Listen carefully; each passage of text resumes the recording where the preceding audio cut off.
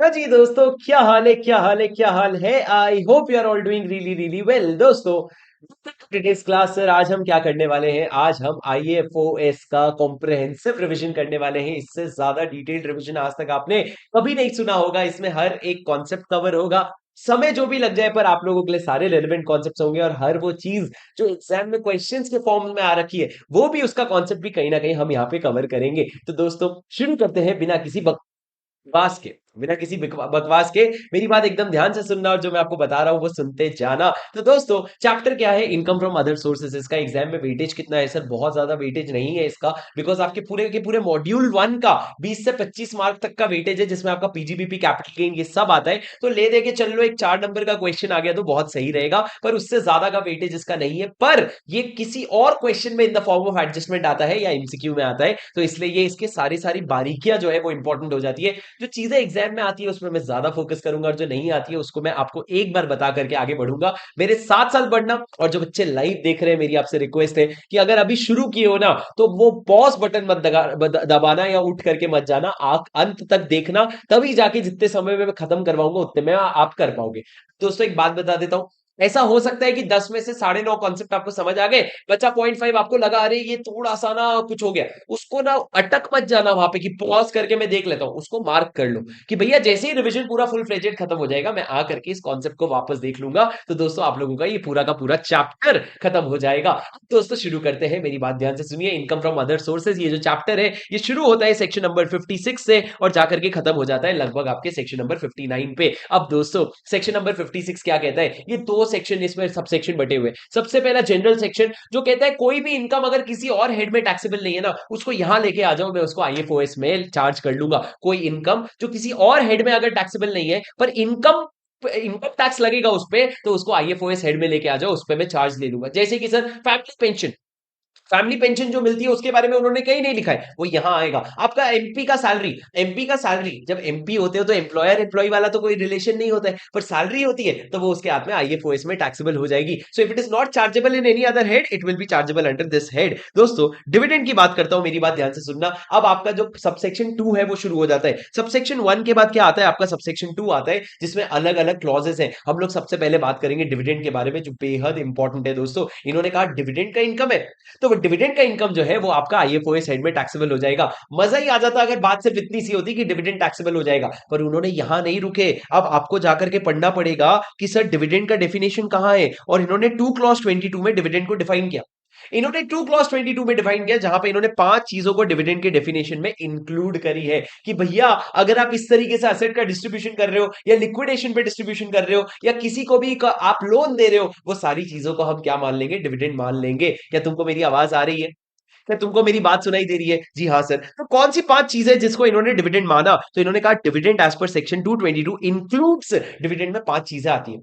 सबसे पहली चीज कौन सी आएगी? Distribution of accumulated profit if such distribution entails release of any assets of the company to its share holder. अगर एक कंपनी अपने शेयर होल्डर को किसी भी तरीके से असेट देता है, क्या देता है राजा? असेट देता है, असेट डिस्ट्रीब्यूट करता है, तो उसको हम क्या कहेंगे? उसको डीम्ड डिविडेंड मान लेंगे, but up to the extent of accumulated profit capitalised और not. Sir, accumulated profit capitalised और नॉट का क्या मतलब होता है राजा? एक्यूमुलेटेड प्रॉफिट मतलब आपका जो भी प्रॉफिट आपने कमाया है वो आपका एक्यूमुलेटेड प्रॉफिट होता है। जैसे कि सर, आपका पीएनएल का बैलेंस एक्यूमुलेटेड प्रॉफिट है। क्या आपका फ्री रिजर्व, जनरल रिजर्व, क्या ये सब एक्यूमुलेटेड प्रॉफिट है? हाँ सर, क्योंकि ये रिजर्व सब किससे बनते हैं? ये आपके प्रॉफिट से ही बनते हैं, तो ये भी आपका क्या है? ये आपका एक्यूमुलेटेड प्रॉफिट है। बट सर, मेरे को एक बात बताओ, क्या आपका कैपिटल रिडेम्पशन रिजर्व, क्या आपका कैपिटल रिडेम्पशन रिजर्व, क्या ये आपका एक्यूमुलेटेड प्रॉफिट है? मेरे को बताओ, सीआरआर कैपिटल रिडेम्पशन रिजर्व कैसे बनाते हो सर? उसको भी आप पीएनएल से ही ट्रांसफर करके बनाते हो ना, तो वो भले उसका पर्पस रिस्ट्रिक्टेड है, पर फिर भी वो एक्यूमुलेटेड प्रॉफिट है। पर दोस्तों, अगर आप सिक्योरिटीज प्रीमियम अकाउंट की बात करो, सिक्योरिटीज प्रीमियम अकाउंट कभी भी प्रॉफिट से नहीं बनता, वो आपके शेयर्स के प्रीमियम से बनता है। अगर 10 रुपए का शेयर आपने 1000 रुपए में दिया, तो 990 रुपए से क्या बनता है? एसपीए बनता है। तो ये आपका एक्यूमुलेटेड प्रॉफिट नहीं है, बट हर वो रिजर्व जो प्रॉफिट से बनता है, including the PNL, everything will be classified as accumulated profit, whether capitalized और नॉट। कैपिटलाइज्ड और नॉट का मतलब क्या है सर? अगर आपने एक्यूमुलेटेड प्रॉफिट यानी कि पीएनएल का बैलेंस समझ लो, उससे अगर आपने बोनस शेयर इशू कर दिया, तो बोनस इशू करने से एंट्री क्या होती है? PNL account debit to bonus shares. जब आपने बोनस शेयर्स कर दिया इशू, अब क्या कर दिया आपने, रिजर्व्स को इक्विटी में कैपिटलाइज कर दिया, रिजर्व्स को इक्विटी में कन्वर्ट कर दिया, तो इसको कहते हैं कैपिटलाइज्ड प्रॉफिट। अगर आपका कैपिटलाइज्ड एक्यूमुलेटेड प्रॉफिट है ना, तब भी उसको इंक्लूड कर देंगे, वरना लोग इसको यूज करके टैक्स बचाने की कोशिश करेंगे। तो हमने कहा सबसे पहला पॉइंट, हमने कहा किसी भी तरह का असेट का डिस्ट्रीब्यूशन होता है, कौन किसको दे रहा है, कंपनी अपने शेयर होल्डर को दे रहा है, तो उसको हम डीम डिविडेंड मानेंगे। किसके हाथ में सर, कंपनी के हाथ में नहीं भैया, शेयर होल्डर के हाथ में डीम डिविडेंड माना जाएगा और उस पर टैक्स लग जाएगा up to the extent of accumulated profit. उसके बाद दोस्तों याद रखना कि सर जब आप एक्यूमुलेटेड प्रॉफिट अगर आप आपका है, वो आप अगर साथ साफ साफ कैश में दे रहे हो तो उसको हम डिविडेंड ही कहते हैं। पर कैश में देने की जगह अगर आप कोई असेट रिलीज कर रहे हो ना, तो उस असेट की जो मार्केट वैल्यू है उसको देखोगे आप, और market value up to accumulated profit will be deemed to be dividend. जब अगर मैं आपको कोई कंपनी हूं मैं, और अगर मैं आपको कोई असेट दे रहा हूं, तो उसको डीम डिविडेंड मान लेंगे। अरे सुन रहे हो क्या दोस्तों? उसके बाद दूसरा, मेरी बात ध्यान से सुनना, एक कंपनी है राधे लिमिटेड। राधे लिमिटेड ने क्या किया, अगर उसने डिबेंचर्स इशू कर रखा था, उसने सॉरी उसने शेयर्स इशू कर रखा था, और सामने उसने क्या करा, सामने शेयर्स इशू कर रखे थे और उसके सामने उसने क्या कर दिया, किसी को डिबेंचर दे दिया, किसी को बॉन्ड्स इशू कर दिए फॉर नो कंसिडरेशन। उसने सामने से ही बॉन्ड दे दिया, डिबेंचर दे दिया, चाहे उस पे इंटरेस्ट हो या ना हो, घंटा फर्क नहीं पड़ता। पर अगर इस तरीके से आपने अपने शेयर होल्डर को डिबेंचर बॉन्ड्स वगैरह दे दिए हैं, डिविडेंड देने की जगह आप बॉन्ड दे रहे हो कि कल भैया रिडीम करवा लियो, तो उस केस में ये जो आपने दिया है ये भी till the extent of accumulated profit whether capitalized और नॉट, इसको क्या मान लिया जाएगा, डीम डिविडेंड मान लिया जाएगा। तो यहां पे दो चीजें हैं सर सेकंड वाले पॉइंट में, distribution of debenture deposit certificate in any form with और विदाउट इंटरेस्ट, और डिस्ट्रीब्यूशन ऑफ शेयर्स, अगर आपने शेयर्स भी डिस्ट्रीब्यूट किया, किसको, to preference share holder by way of bonus, मतलब अगर आपने प्रेफरेंस शेयर होल्डर को बोनस शेयर्स दिए तो उसको भी क्या मानेंगे, डिविडेंड मानेंगे। दोस्तों दो चीजें, अगर आपने किसी को भी डिबेंचर डिपॉजिट दिया, या किसी और को आपने प्रेफरेंस शेयर होल्डर को अगर बोनस शेयर्स दिए, प्रेफरेंस शेयर होल्डर को अगर आप बोनस शेयर देते हो राजा, प्रेफरेंस शेयर होल्डर को अगर आप बोनस शेयर्स देते हो, तो उस केस में हमने क्या कहा, उस केस में हमने ये कहा कि भैया उसको भी डिविडेंड मान लेंगे। पर सर इक्विटी शेयर होल्डर को बोनस शेयर्स दिया तो नहीं भैया, उसको डिविडेंड नहीं मानेंगे, उसको मैंने यहां पे लिख के काटा है। पर ऐसा क्यों सर, इक्विटी वाले को दिया हुआ बोनस शेयर, क्योंकि भैया जब आप इक्विटी वाले को बोनस शेयर देते हो तो इन एसेंस आपने क्या वैल्यू ऐड किया, आपने क्या वैल्यू ऐड किया, जैसे ही आप 1:1 का बोनस देते हो तो इक्विटी शेयर होल्डर की जो शेयर की वैल्यू होती है वो हाफ हो जाती है। जैसे ही 1:1 का बोनस आता है, 500 रुपए का शेयर 250 का हो जाता है, तो उसके हाथ में तो नेट वैल्यू उतना ही रहा ना, तो आपने कोई खास बोनस नहीं दिया, इसलिए हमने कहा इक्विटी वाले बोनस को यहाँ पे डिविडेंड नहीं मानेंगे। अब दोस्तों उसके बाद भी जो आपने डिविडेंड जो डिबेंचर वगैरह दिया ना, उसकी मार्केट वैल्यू को ही हम कंसिडर करेंगे। तीसरा दोस्तों, अगर आपकी कंपनी का लिक्विडेशन हो रहा है और लिक्विडेशन में अगर आपने कोई डिस्ट्रीब्यूशन किया है, तो उस केस में एक्यूमुलेटेड प्रॉफिट जो भी था बिफोर लिक्विडेशन वेदर कैपिटलाइज्ड और नॉट, उसको हम क्या करेंगे, उसको डिविडेंड मान लेंगे। सो लिक्विडेशन के पहले दिन तक आपका जो भी एक्यूमुलेटेड प्रॉफिट था, अगर आप असेट का डिस्ट्रीब्यूशन कर रहे हो दोस्तों, इसके साथ आप लोगों ने सेक्शन नंबर 46 कैपिटल गेन का देखना चाहिए, जहां पे वो कहते हैं इस तरीके से अगर आप लिक्विडेशन पे असेट का डिस्ट्रीब्यूशन कर रहे हो ना, तो जितना डीम डिविडेंड हो गया वो तो ठीक है, लेकिन उसके ऊपर का जो अमाउंट है वो कैपिटल गेन अट्रैक्ट करेगा in the hands of share holder, share holder के हाथ में कैपिटल गेन आ जाएगा। ये आप जाके सेक्शन 46 ए रेफर कर सकते हैं, 46 रेफर कर सकते हो। उसके बाद दोस्तों, अगर आपका रिडक्शन इन शेयर कैपिटल हो रहा है और उसके वजह से आप डिस्ट्रीब्यूशन कर रहे हो, रिडक्शन में आप किसी भी तरह का डिस्ट्रीब्यूशन कर रहे हो और उसमें उसके बाद भी आपके पास कोई एक्यूमुलेटेड प्रॉफिट बचता है, तो भैया वो डीम डिविडेंड माना जाएगा। मैं फिर से रिफ्रेश करता हूं, अगर आपका रिडक्शन इन शेयर कैपिटल हो रहा है, उसमें आप जनरली कोई डिस्ट्रीब्यूशन नहीं करते हो, पर अगर आप कर रहे हो डिस्ट्रीब्यूशन, और जब आप डिस्ट्रीब्यूशन कर रहे हो उस समय आपके पास एक्यूमुलेटेड प्रॉफिट है, तो हमने कहा इसको भी डीम डिविडेंड मान लिया जाएगा। सर ये चार चीजें आपकी डीम डिविडेंड में हो गई, कोई इंपॉर्टेंट नहीं है। अब इंपॉर्टेंट है आखिरी वाला, सबसे आखिरी वाला जो बेहद इंपॉर्टेंट है, मेरी बात एकदम ध्यान से सुनना। क्या कहता है दोस्तों, अगर एक क्लोजली हेल्डवा कंपनी है, क्या हुआ कंपनी हेल्डवा, अरे ओ क्लोजली हेल्ड कंपनी है, अगर एक क्लोजली हेल्ड कंपनी है सर, वो क्या करती है, मेरी बात ध्यान से सुनना, क्लोजली हेल्ड कंपनी अपने किसी बड़े शेयर होल्डर को, अपने किसी बेनिफिशियल शेयर होल्डर को, जो कितना शेयर होल्ड करता है, 10% या उससे ज्यादा वोटिंग पावर होल्ड करता है, या उसके किसी कंसर्न को जिसमें वो शेयर होल्डर का सब्सटैंशियल इंटरेस्ट है, या किसी भी और पर्सन को उस शेयर होल्डर के बेनिफिट के लिए अगर आप किसी भी तरह का एडवांस या लोन देते हो, एडवांस या लोन देते हो, तो जितना लोन या एडवांस दिया ना उसको डीम डिविडेंड मान लिया जाएगा up to the extent of accumulated profit. पर यहां पे कैपिटलाइज्ड और नॉट नहीं लिखा है, मतलब यहां पे सिर्फ अनकैपिटलाइज्ड एक्यूमुलेटेड प्रॉफिट लोगे, कैपिटलाइज्ड एक्यूमुलेटेड प्रॉफिट को नहीं कंसिडर करोगे। तो दोस्तों इन्होंने क्या कहा, अगर ये सिर्फ क्लोजली हेल्ड कंपनी के लिए, ध्यान से सुनना, सिर्फ और सिर्फ प्राइवेट लिमिटेड कंपनी यानी कि क्लोजली हेल्ड कंपनी के लिए। सर क्या private company is the only closely held company? नहीं, और भी बहुत सारे कंपनी है जो क्लोजली हेल्ड कंपनी में आते हैं, पर जनरल अंडरस्टैंडिंग के लिए समझो प्राइवेट लिमिट कंपनी, अगर एक क्लोजली हेल्ड कंपनी है, उसने किसी शेयर होल्डर को या शेयर होल्डर के बदले किसी कंसर्न को जिसमें ये शेयर होल्डर मेंबर है या पार्टनर है और साथ में सब्सटैंशियल इंटरेस्ट होल्ड करता है, या फिर किसी ऐसे पर्सन को जो अल्टीमेटली जाकर के इस बेनिफिशियल शेयर होल्डर को वो पैसा दे रहा है, इनमें से किसी को भी अगर उसने लोन दिया या एडवांस दिया, तो जितना इसका एक्यूमुलेटेड प्रॉफिट है ना, कैपिटलाइज नहीं, कैपिटलाइज वाला, नॉन कैपिटलाइज वाला, वो एक्यूमुलेटेड प्रॉफिट के एक्सटेंड तक क्या मान लिया जाएगा, डिविडेंड मान लिया जाएगा। पर दोस्तों यहां पे ये इंसान कौन है, ये बेनिफिशियल ओनर है जो 10% वोटिंग पावर होल्ड करता है, बेनिफिशियल ओनर है।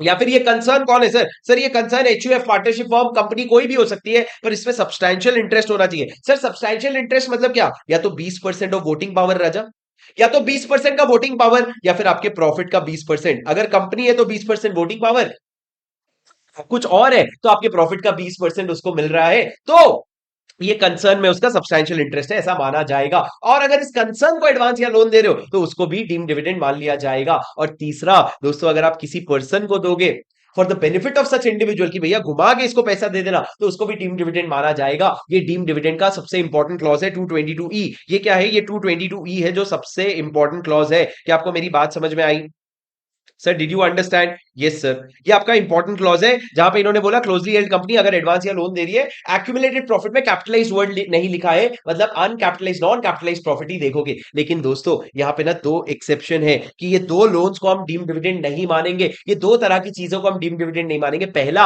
अगर जो कंपनी है ना वो अपने ऑर्डिनरी कोर्स ऑफ बिजनेस में, जहां लेंडिंग ऑफ मनी उसके बिजनेस का सब्सटैंशियल पार्ट है, मतलब वो आधे से ज्यादा बिजनेस उसका लेंडिंग का ही है, उस केस में अगर शेयर होल्डर को पैसा दे रही है, जैसे आईसीआईसीआई बैंक, एचडीएफसी बैंक, उनका मेजर काम लेंडिंग का है सर, उस केस में कोई प्रॉब्लम नहीं होगी ऑर्डिनरी कोर्स ऑफ बिजनेस में, चाहे वो क्लोजली हेल्ड कंपनी ही क्यों ना हो। और दूसरा दोस्तों, अगर वो कंपनी ने आज अपने शेयर होल्डर को पैसा दिया और आपने उसको डीम डिविडेंड मान लिया, पर कल को अगर कंपनी ने एक्चुअल में डिविडेंड डिक्लेयर किया पर डिविडेंड का अमाउंट पे नहीं किया, उस अमाउंट को इस लोन के सामने एडजस्ट कर दिया, उसने बोला तेरे को हमने लोन दिया था ना, उसमें से ये डिविडेंड का पैसा काट लेना, तो भैया अगर इस तरीके से आपने लोन के सामने एडजस्ट कर लिया ना, तो अब इस डिविडेंड को वापस से हम डिविडेंड नहीं मानेंगे, डीम डिविडेंड या डिविडेंड नहीं मानेंगे, इसको इंक्लूड नहीं करेंगे। तो सुनना, इन्होंने क्या कहा, फॉलोइंग लोन्स और advances will not be considered as dividend, dividend which is set off by the company against whole और पार्ट ऑफ सच लोन और advances which was previously paid and deemed as dividend to the extent to which it is set off। जितना आपका set of हो रखा है उतना उसको dividend नहीं मानेंगे, मतलब तुम पे डबल टैक्सेशन नहीं करेंगे सर। समझे राजा? Did you understand? ओके अब दोस्तों उसके बाद मेरी बात कुछ सुन लेना। मैंने सब्सटैंशियल इंटरेस्ट का मतलब बताया, मैंने ये भी बताया एक्यूमुलेटेड प्रॉफिट में क्या आता है, जो भी रिजर्व आपके प्रॉफिट से बना हुआ है, मतलब आपका शेयर प्रीमियम जो है वो एक्यूमुलेटेड प्रॉफिट नहीं होता है क्योंकि वो प्रॉफिट से नहीं बना हुआ है। उसके बाद दोस्तों मैंने एक बात बोला था, ये एग्जाम में क्वेश्चन में आया था दोस्त, आज अगर एक क्लोजली हेल्ड कंपनी है वो अपने एक सब्सटैंशियल शेयर होल्डर को जो 40% शेयर होल्ड करता है उसको उसने कितना दे दिया, 10 लाख का लोन दे दिया, और 10 लाख का लोन जो है ना उस पे ये बंदा आराम से 10% का इंटरेस्ट दे रहा है, जो स्टैंडर्ड इंटरेस्ट है उससे घंटा फर्क नहीं पड़ता, ये 10 लाख का लोन फिर भी डीम डिविडेंड माना जाएगा। पर सर इंटरेस्ट छोड़ो, आज लोन दिया था ना, आज क्या है 1 मई, और उसने आज से 5 दिन बाद 5 मई को ही ये पैसा वापस कर दिया, उस बेचारे ने 5 मई को ही क्या कर दिया, कंपनी को लोन रीपे कर दिया 5 मई को। अरे तुम देख रहे हो ना 5 मई, हाँ भैया 5 मई को अगर रीपे कर दिया ना, तो हमने क्या कहा कि भैया उस केस में हम क्या करेंगे, उस केस में घंटा फर्क नहीं पड़ता, जब तुमने लोन दिया था ना तब डीम डिविडेंड हो गया, टैक्स भर दे, रीपेमेंट आया, इंटरेस्ट रेट एट पार है, उससे हमको कोई फर्क नहीं पड़ता। ये एग्जाम में क्वेश्चन आया था सर, कि आपको मेरी बात समझ में आ रही है? हाँ जी सर। उसके बाद 3 केसेस और है जहां पे इन्होंने बोला इन तीनों को हम डिविडेंड नहीं मानेंगे। पहला, डिविडेंड में क्या नहीं आएगा सर, सबसे पहला, अगर आपने डिस्ट्रीब्यूशन किया है, पॉइंट नंबर सी और डी में, सी में किस चीज का डिस्ट्रीब्यूशन कर रहे थे, लिक्विडेशन का, डी में आप डिस्ट्रीब्यूशन कर रहे थे रिडक्शन का, अगर उस केस में आपने प्रेफरेंस शेयर होल्डर को, किसको राजा, प्रेफरेंस शेयर होल्डर को कोई डिस्ट्रीब्यूशन किया है ना, तो उसको डिविडेंड नहीं मानेंगे। दूसरा, बाईबैक के लिए पैसा देते हो उसको डिविडेंड नहीं मानेंगे, बाईबैक के लिए दिया हुआ पैसा डिविडेंड नहीं होता है। और तीसरा दोस्तों, अगर आपका डीमर्जर है और डीमर्जर की वजह से अगर आपका असेट डिस्ट्रीब्यूट हो रहा है, तो उसको भी हम डिस्ट्रीब्यूशन ऑफ डिविडेंड नहीं मानेंगे। क्या आपको मेरी बात समझ में आई? अरे did you understand, did you understand? ये तीनों चीजें क्या हो गई, ये तीनों चीजें आपकी डिविडेंड के डेफिनेशन में आ गई, और ये तीनों चीजें डिविडेंड से एक्सक्लूड हो गया। अब दोस्तों एक्यूमुलेटेड प्रॉफिट क्या होता है उस पर डिटेल दे रखा है इन्होंने, कि बाकी सब क्लॉजेस के लिए, मतलब ए बी डी ई, उन क्लॉजेस के लिए जो डिस्ट्रीब्यूशन का डेट है ना उस दिन के डेट तक के प्रॉफिट को आप एक्यूमुलेटेड प्रॉफिट बोलोगे, मतलब जब आप एक्चुअल में एसेट डिस्ट्रीब्यूट कर रहे हो। लेकिन दोस्तों जहां लिक्विडेशन का केस है ना, पॉइंट नंबर सी में सिर्फ लिक्विडेशन है, उसमें जब लिक्विडेशन के डेट तक के प्रॉफिट को आप एक्यूमुलेटेड प्रॉफिट बोलोगे, उसके अलावा किसी भी प्रॉफिट को एक्यूमुलेटेड प्रॉफिट नहीं बोलोगे। सर आपके डेप्रिसिएशन फंड को क्या आप रिजर्व, आप क्या एक्यूमुलेटेड प्रॉफिट में लोगे? ना जी ना, आपका डेप्रिसिएशन फंड एक किया हुआ एक्सपेंस है, उसको पीएनएल से नहीं बनाया है, उसको हम कंसिडर नहीं करेंगे इन योर एक्यूमुलेटेड प्रॉफिट। और दूसरा दोस्तों, इन्होंने एक बहुत छोटी सी बात कर रखी है कि अगर आपका कंपलसरी एक्विजिशन होता है, किसने कंपलसरी एक्विजिशन किया? गवर्नमेंट ने। अगर आपका लिक्विडेशन जो है क्यों हो रहा है? क्योंकि गवर्नमेंट ने कंपलसरी एक्विजिशन कर रखा है, तो एक्यूमुलेटेड प्रॉफिट आज तक का सारा प्रॉफिट नहीं लेंगे।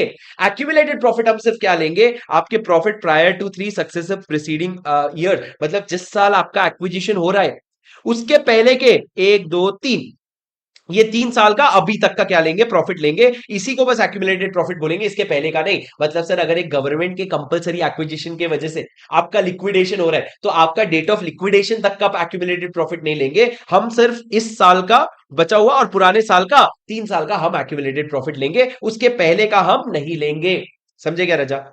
रिविजन है रजा, रिविजन, ये सब आपने पहले समझा हुआ होना चाहिए। उसके बाद दोस्तों कोई खास बात नहीं है। ट्रेड एडवांसेस की बात 4 जगह एक ही बात लिखी हुई है, आप सिर्फ ये वाला केस पढ़ो राजकुमार का। ट्रेड एडवांस मतलब क्या? मैंने अपने ऑर्डिनरी कोर्स ऑफ बिजनेस में, मेरा एक शेयर होल्डर था, वो साथ में मेरे साथ बिजनेस भी करता था, उस शेयर होल्डर को मैंने कुछ एडवांस दिया कि ले भैया काम शुरू कर, तो रॉ मटेरियल खरीद और प्रोडक्शन शुरू कर। मेरा शेयर होल्डर मेरा काम करता था, तो मैंने normal regular course of business में, ऑर्डिनरी कोर्स ऑफ बिजनेस में कोई ट्रेड एडवांस दिया, कमर्शियल एडवांस नहीं, ट्रेड एडवांस अगर दिया, बिजनेस एडवांस अगर दिया, तो उसको शेयर डीम डिविडेंड नहीं माना जाएगा। Trade advance given shall not to give effect to commercial transaction will not be deemed as dividend. Sir एक एग्जांपल से समझा देता हूं, मेरी बात ध्यान से सुनना। सर ये एक एबीसी प्राइवेट लिमिटेड कंपनी है, ठीक है। इस कंपनी में एक बहुत बड़ा इस कंपनी में 25% शेयर होल्ड करता है एक और प्राइवेट लिमिटेड कंपनी, ये प्राइवेट लिमिटेड कंपनी उसमें 25% शेयर होल्ड करती है, और इसके पीछे मैं हूं जो काम करता हूं। अब सर इस कंपनी ने ऑर्डर दिया इसको कि 10 करोड़ रुपए का काम करना है, 10 करोड़ का मैन्युफैक्चरिंग करना है।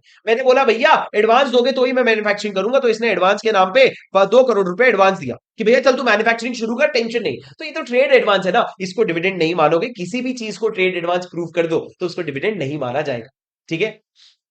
समझे राजा? ओके।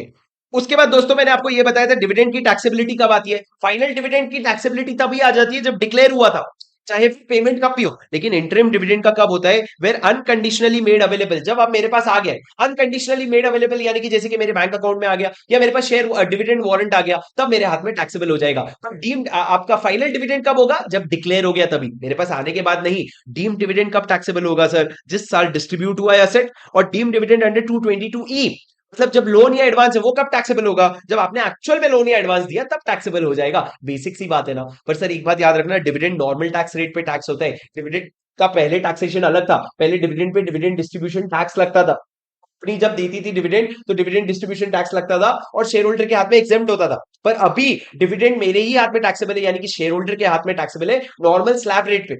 बस एक फर्क है कि सरचार्ज, अगर आप ओल्ड स्कीम में जाओगे यानी कि आप नॉर्मल डिफॉल्ट से हट के बाहर आओगे, तो भैया आपके लिए सरचार्ज कैप कितना है? 15% तक आपके सरचार्ज का कैप है। बस इतना सा फर्क है। उसके बाद दोस्तों क्लास में हमने डिविडेंड की टैक्सेबिलिटी डिस्कस की थी, जिसमें मैंने बोला था कि डिविडेंड आईएफओएस में टैक्सेबल होता है और उसपे इंटरेस्ट का कोई खर्चा है तो वो 20% तक अलाउ होता है अंडर सेक्शन 57। अभी थोड़ी देर में पढ़ेंगे। पर सर उसके अलावा एटीएम वगैरह 194 हम रिस्पेक्टिव सेक्शन में पढ़ेंगे। बस अभी ये समझ लो आज डिविडेंड डिस्ट्रीब्यूशन टैक्स नहीं है, शेयर होल्डर के हाथ में टैक्सेबल होता है। अब दोस्तों कुछ केस लॉज में आपको मैं एक इंपॉर्टेंट केस लॉ पढ़ा देता हूं, प्रदीप कुमार मल्होत्रा का केस लॉ पढ़ा देता हूं, जो क्वेश्चन बैंक का क्वेश्चन है। दोस्तों ये वही वाला है कि भैया loans and advances given to shareholder in exchange for a benefit to the company are not deemed as dividend। जैसे कि फॉर एग्जांपल दोस्तों एक सिंपल सी बात समझना, अगर कंपनी है, कंपनी ने क्या किया, अपने शेयर होल्डर से एक बहुत बड़ा जनरेटर भाड़े पे लिया, बहुत बड़ा जनरेटर भाड़े पे लिया और इस जनरेटर के सामने उसने कुछ लोन एडवांसेस दे दिया, कोई तो भी पेमेंट कर दिया। सर ये जो लोन या एडवांसेस है ना, ये कोई चैरिटी नहीं है, ये तुमने इस जनरेटर के सामने दिया है, उसने आपको एक फेवर किया है, आपने उसको बदले में कोई फेवर किया है। तो उस केस में हमने क्या कहा कि भैया ये ग्रेटिट्यूअस लोन नहीं है,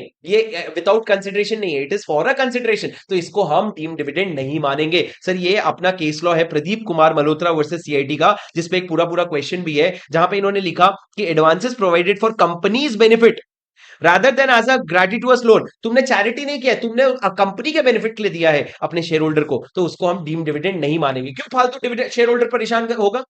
ठीक है, उसके बाद सर सीआईटी वर्सेस एम्बेसडर का केस वही था जो ट्रेड एडवांसेस वाला था, सीआईटी वर्सेस राजकुमार का, कि भैया हमने बोला ट्रेड एडवांस अगर आप दे रहे हो ना तो ट्रेड एडवांस को हम डीम डिविडेंड नहीं मानेंगे, that will not be considered as deem dividend for the purpose of 222। अब दोस्तों आगे बढ़ते हैं, ये आपका डिविडेंड का टैक्सेशन था, उम्मीद है आपको समझ आया होगा। फटाफट चैट में बोलो हाँ या नहीं, फटाफट चैट में बोलो हाँ कि नहीं।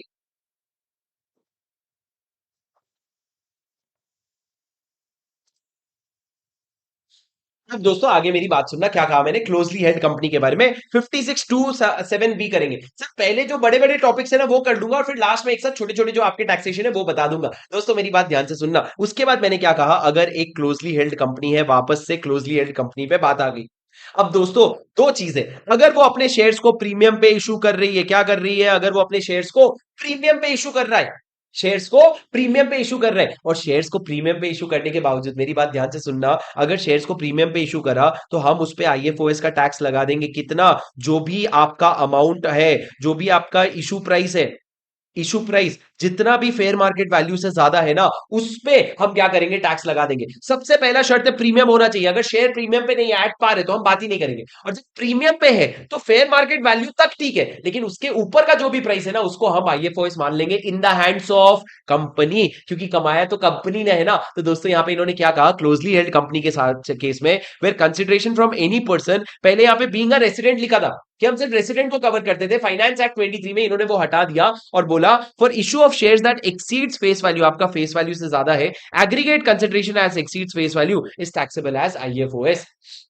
आपके आईएफओएस की तरह जो भी एग्रीगेट कंसिडरेशन है एक्सीडिंग एफएमबी वो टैक्सेबल हो जाएगा। लेकिन दोस्तों एफएमबी कैसे निकलेगा, sir it will be higher of the prescribed method से, जो आप डिटरमाइन करोगे मेथड से, या फिर अगर आपको सामने से कंपनी ने बता दिया कि भैया देख मेरा ना, फिर मेरा जो एफएमबी है वो ज्यादा है, तो अगर उसने वो बता दिया तो वो वाला ले लेना, मतलब दोनों में से विच एवर इज हायर। एक तो तुम खुद टैक्स के हिसाब से निकालो, एक तो तुम खुद इनकम टैक्स के हिसाब से निकालो, और दूसरा as may be substantiated by the company, company तुमको प्रूव कर रहा है मेरा फेयर मार्केट वैल्यू ये है, तो विच एवर इज हायर लोगे to the satisfaction of AO based on the value of its assets and liability on the date of issue of shares. वो आपको प्रूव करेगा, तो दोनों में से विचएवर इज हायर, ये इंपॉर्टेंट नहीं है, इंपॉर्टेंट ये टैक्स लग जाएगा। अब दोस्तों 5 इलस्ट्रेशन है, ध्यान से सुनना। सबसे पहला पॉइंट, ये सिर्फ प्राइवेट कंपनी के लिए, पब्लिक कंपनी के लिए नहीं है। दूसरा, डिस्काउंट पे इशू नहीं होना चाहिए, प्रीमियम पे होना चाहिए। तो फेस वैल्यू अगर ये है और इशू प्राइस अगर ये है, तो पहले बताओ कहां पे ये टैक्स नहीं लगेगा।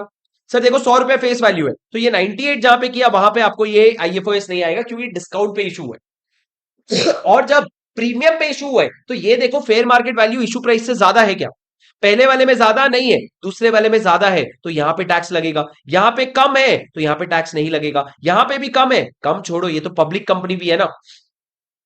सॉरी सॉरी, मैंने उल्टा कर दिया, मैंने देखा, मैंने इशू प्राइस देखा, इशू प्राइस तो ठीक है। अब सर आप फेयर मार्केट वैल्यू और इशू प्राइस को कंपेयर करोगे, अगर इशू प्राइस ज्यादा है तो टैक्स लगेगा, तो यहां पे टैक्स लगेगा, यहां पे नहीं लगेगा। ये तो वैसे भी डिस्काउंट पे है, ये तो वैसे भी डिस्काउंट पे है, यहां पे नहीं लगेगा, क्योंकि ये भी डिस्काउंट, सॉरी यहां पे भी नहीं लगेगा, सॉरी यहां पे तो लग जाएगा ना आपका, 90 रुपए से ज्यादा है। और उसके बाद लास्ट में सर आपका पब्लिक कंपनी है तो नहीं लगेगा। थोड़ा कंफ्यूजिंग हो गया, सुनो क्लियर करता हूं, तुम लोग चाहो तो एक बार पॉज करके एग्जाम्पल पूरा देख सकते हो, पांचों अलग अलग केस कवर किए हैं इलस्ट्रेशन में। पर दोस्तों पहला प्राइवेट कंपनी को लगेगा, दूसरा आपका जो इशू प्राइस है वो प्रीमियम पे होना चाहिए। तो यहाँ पे प्रीमियम पे कहां कहां पे सर, ये प्रीमियम पे, ये प्रीमियम, ये प्रीमियम, और फोर्थ वाला फिफ्थ वाला छोड़ दो।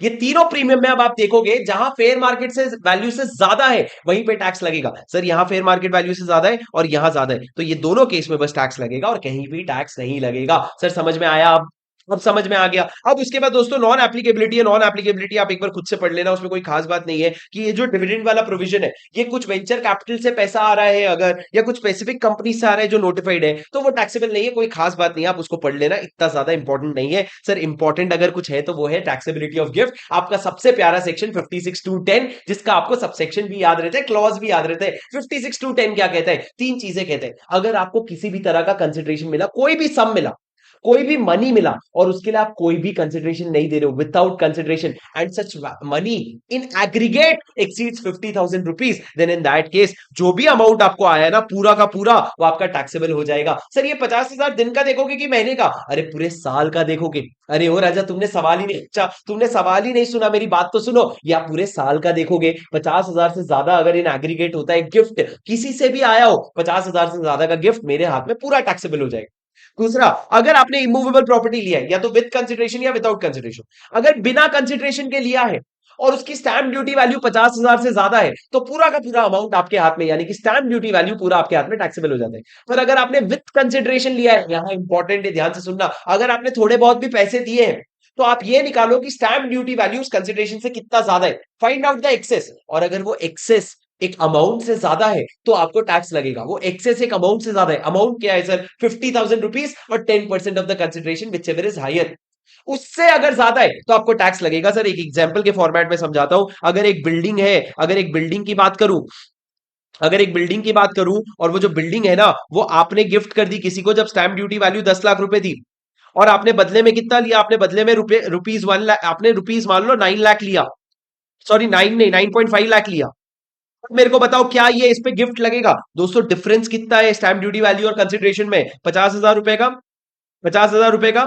सर आप मेरे को बताओ 50,000 का डिफरेंस पे कोई टैक्स लगता है क्या? नहीं, 50,000 से ज्यादा चाहिए। Sir you have to excess is, if the excess is more than 50,000, 50,000 से ज्यादा का डिफरेंस चाहिए तो एग्जैक्ट 50,000 पे नहीं लगेगा। पर सर वही अगर ये कंसिडरेशन 9,50,000 की जगह 9,20,000 होता, अगर कंसिडरेशन 9,20,000 होता, क्या टैक्स लगता? अब दोस्तों बताओ डिफरेंस कितना है? अब डिफरेंस 80,000 का है, तो क्या आपको टैक्स लग जाएगा?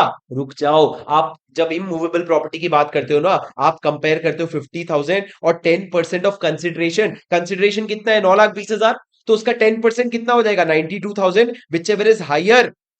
हायर में क्या आएगा? 92,000। क्या 92,000 से ज्यादा का डिफरेंस है? नहीं सर, यहां तो सिर्फ 80,000 का डिफरेंस है ना। हमने बोला ये भी छोड़ दे, छोटी मोटी बात है, हम बड़ी बात करेंगे जहां डिफरेंस जो है ना वो 50,000 और 10% ऑफ कंसिडरेशन के ज्यादा से भी ज्यादा है, जाकर के हम क्या करेंगे? टैक्स लगा देंगे। सर इस पे क्वेश्चन आएगा, समझे क्या? उसके बाद दोस्तों यहां पे जब इमूवेबल प्रॉपर्टी की बात करो ना तो उस समय एग्रीगेट में मत देखना, आप एक एक इंडिविजुअल प्रॉपर्टी को स्टैंड अलोन काउंट करना, 50,000 से कम या ज्यादा। और तीसरा, अगर इमूवेबल प्रॉपर्टी नहीं है, अदर देन इमूवेबल प्रॉपर्टी कोई भी प्रॉपर्टी अगर है और उसको आप इशू कर रहे हो, तो सेम लॉजिक के साथ सर, अगर बिना कंसिडरेशन है तो पूरा अमाउंट टैक्स कर दो। पर यहाँ पे स्टैंप ड्यूटी वैल्यू नहीं आएगा, स्टैंप ड्यूटी वैल्यू सिर्फ लैंड और बिल्डिंग का होता है, तो यहाँ पे फेयर मार्केट वैल्यू आएगा, पूरा का पूरा अमाउंट टैक्सेबल हो जाएगा अगर 50,000 से ज्यादा है तो। पर अगर आप कोई कंसिडरेशन दे करके ले रहे हो, आपने कोई कंसिडरेशन दिया और बदले में आप क्या ले रहे हो? ये प्रॉपर्टी ले रहे हो, तो डिफरेंस निकालना। डिफरेंस अगर 50,000 से ज्यादा है तो जो एक्सेस है वो आपके हाथ में टैक्सेबल हो जाएगा। क्या आपको मेरी बात समझ में आई?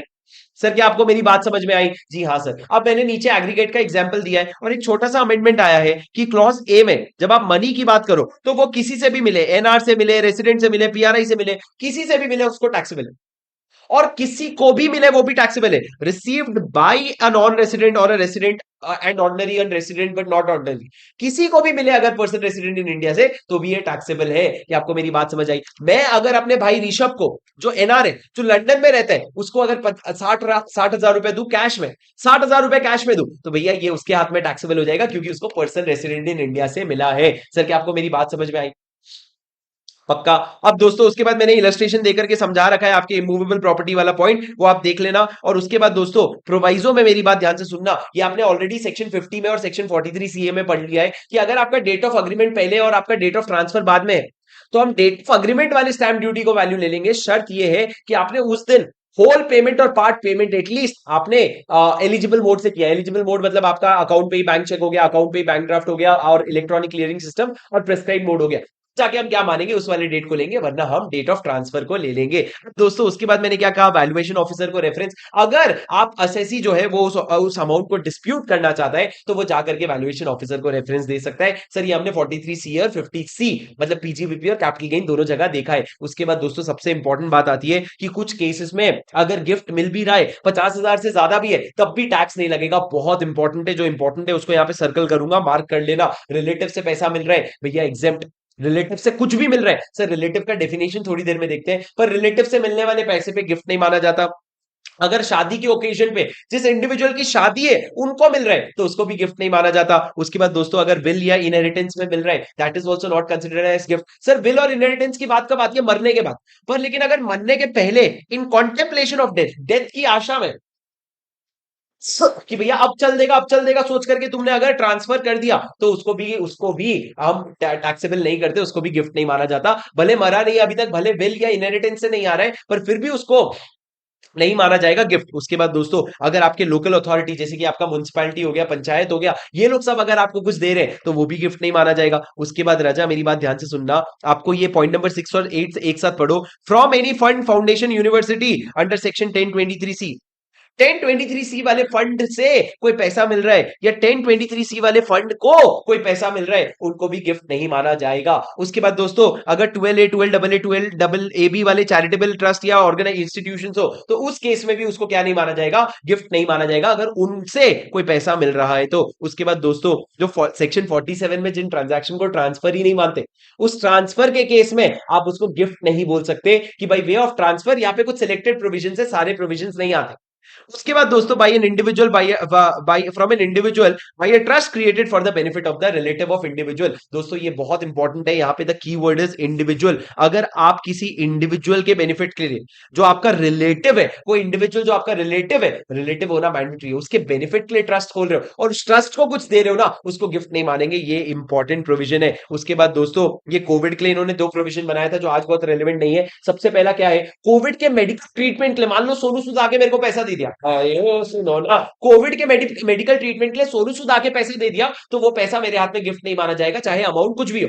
और दूसरा, कोविड में अगर किसी पर्सन की डेथ हो गई, उसके डेथ होने के बाद उसके फैमिली मेंबर को कोई एम्प्लॉयर या कोई भी इंसान पैसा दे रहा है ना, तो उसको भी टैक्स नहीं लगाएंगे। सर अगर एम्प्लॉयर दे रहे हैं तो कोई लिमिट नहीं है, पर अगर कोई और पर्सन दे रहा है तो 10 लाख तक की लिमिट है कि 10 लाख तक हम उसको क्या नहीं मानेंगे? उसको गिफ्ट नहीं मानेंगे, उस पर टैक्स नहीं लगाएंगे। पर इसके लिए कुछ कंडीशंस है सर, जैसे कि पैसा आपको 12 महीने के अंदर आ जाना चाहिए, और भी फालतू फालतू इन्होंने लिख रखा है, हमारे आईसीआई ने इंक्लूड भी कर रखा है। क्या फालतू फालतू बोले?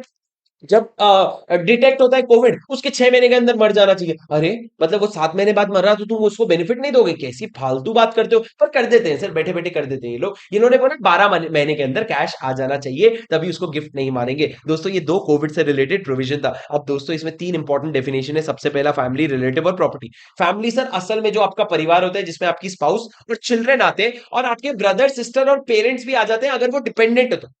पेरेंट्स ब्रदर सिस्टर कब आते हैं? डिपेंडेंट डिपेंडेंट, बट उसके अलावा स्पाउस और चिल्ड्रन तो फैमिली होती ही होती है, मतलब एकदम क्लोज नेट बात कर रही है। और रिलेटिव का डेफिनेशन बहुत वाइड है। इसमें इन्होंने बोला स्पाउस, और फिर बोला ब्रो और सिस ऑफ इंडिविजुअल एंड स्पाउस, मतलब मेरा और मेरी बीवी का भाई बहन। ब्रो एंड सिस ऑफ इधर पेरेंट्स ऑफ द इंडिविजुअल, मेरे मेरे पापा मम्मी के भाई बहन। और उसके अलावा लीनियल असेंडेंट और डिसेंडेंट ऑफ इंडिविजुअल और स्पाउस।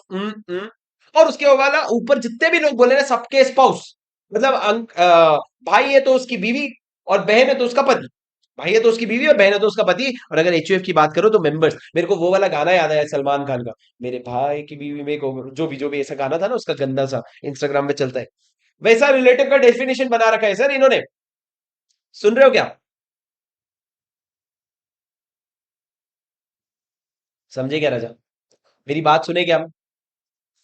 Okay sir. उसके बाद मैंने क्या कहा? उसके बाद मैंने प्रॉपर्टी का डेफिनेशन बताया आपको। प्रॉपर्टी का डेफिनेशन प्लीज मेरी बात ध्यान से सुनना। Property is the most important definition, क्योंकि अगर कोई चीज प्रॉपर्टी नहीं है तो उस पर गिफ्ट ही नहीं लगेगा। तो हर कोई कोशिश करता है, अरे मेरी तो प्रॉपर्टी नहीं है। तो प्रॉपर्टी में इन्होंने सबसे पहले पहले बोला कैपिटल असेट। कैपिटल असेट होना जरूरी है। कैपिटल असेट कौन सा? कैपिटल गेन वाला ना ना, इन्होंने बोला कैपिटल असेट होना जरूरी है, स्टॉक नहीं चलेगा।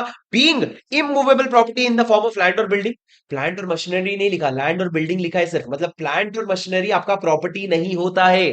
शेयर्स और सिक्योरिटीज, बुलियन। और उसके बाद सर आप अगर देखोगे तो यहाँ पे इन्होंने jewellery, archaeological collection, drawing, painting, sculpture और वर्क ऑफ आर्ट बोला है, जो हमारे कैपिटल गेन में डीजे एएसएपी होते हैं। डीजे एएसएपी जो इसका शॉर्टकट है, वो सारी चीजें प्रॉपर्टी में आती है। और तो और इन्होंने नया नया अभी वर्चुअल डिजिटल असेट को भी ऐड किया है कि वो भी प्रॉपर्टी, अगर वर्चुअल डिजिटल असेट मतलब क्रिप्टो करेंसी, मैं क्रिप्टो दूंगा आपको गिफ्ट में तो मेरे को टैक्स लग जाएगा, पर राजा मैं आपको प्लांट और मशीनरी दूंगा, मैं आपको कार दूंगा, तो ये सब चीजों पे गिफ्ट टैक्स नहीं लगेगा। क्यों? क्योंकि वो प्रॉपर्टी नहीं है, वो प्रॉपर्टी के डेफिनेशन में ही नहीं आता। तो सर आप स्टॉक इन ट्रेड को हटा देना, प्लांट और मशीनरी को हटा देना, सिर्फ और सिर्फ कैपिटल असेट को कंसिडर करना। सर अगर कोई असेट है जो मैं अपने बिजनेस या प्रोफेशन के लिए यूज करता हूं as a stock in trade, मान लो ये शेयर्स एंड सिक्योरिटीज है और मेरा शेयर्स का डीलिंग है, मैं शेयर्स खरीदता बेचता हूं, मेरा बिजनेस का स्टॉक है ये, तो उस केस में उस पे गिफ्ट टैक्स नहीं लगेगा, मतलब 56(2)(10) नहीं लगेगा।